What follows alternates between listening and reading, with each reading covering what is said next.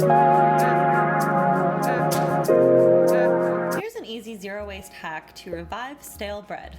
Whether you bake it or buy it, fresh bread usually doesn't have as many preservatives as the bread packaged in plastic. This bread was purchased in a paper bag, but like most fresh bread, it went stale pretty quickly. I stored this bread at room temperature for 2 days and then in the fridge for 3 days. As you can hear, it's pretty stale. But instead of throwing this away or composting it, I can easily restore this to an arguably even better state than what I got it in. And that's because it's gonna be warm and steamy and soft on the inside and toasty and crusty on the outside. First, preheat your oven to 350 degrees Fahrenheit or 180 degrees Celsius. Now run the bread under the tap quickly, making sure to hit all the angles.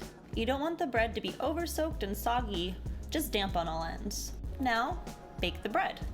For baguettes, usually about 3 minutes on each side does the trick, but for a bigger loaf like this, try 5 minutes on one side and 4 on the other. If the bread still feels damp or too soft, just give it a few more minutes and it will toast up nicely, but don't let it burn. And once ready, remove and serve as soon as you can touch the bread without burning your fingies.